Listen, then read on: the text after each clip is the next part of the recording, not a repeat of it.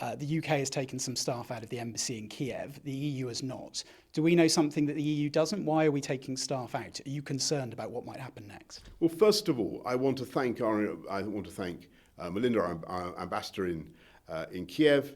I want to thank our wonderful staff there. They've done an outstanding job in a very difficult time. And we do think it prudent to make some changes now.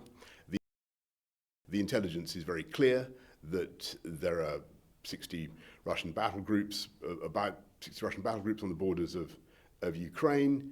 The plan for a lightning war that could take out Kyiv is one that everybody can see.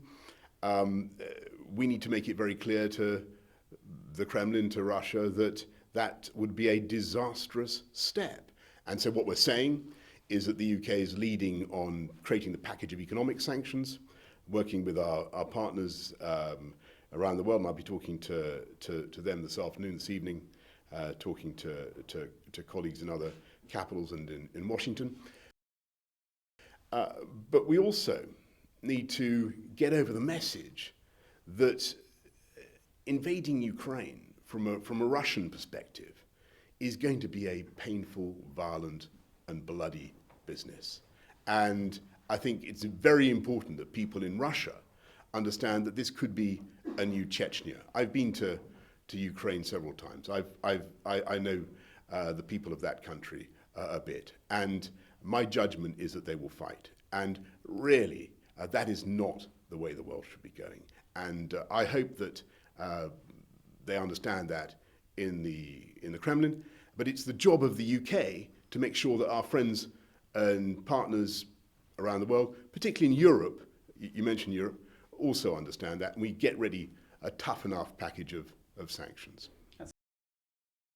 Look, I've got to tell you that I think that the intelligence is pretty gloomy on this point. There is certainly a large, very, very large array of Russian forces, and we have to take the necessary steps. I don't think it's by any means inevitable now.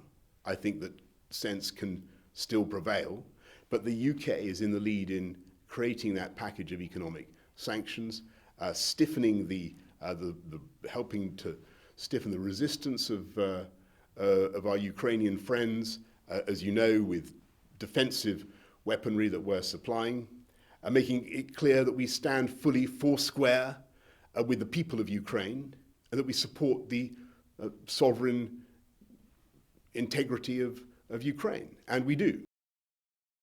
But we also need to get over to Russia that any invasion, any incursion of any kind, of any dimension into Ukraine is not going to be a cost-free business. It is not going to be there will be casualties. And I think that people in Russia need to understand that it could be their new Chechnya.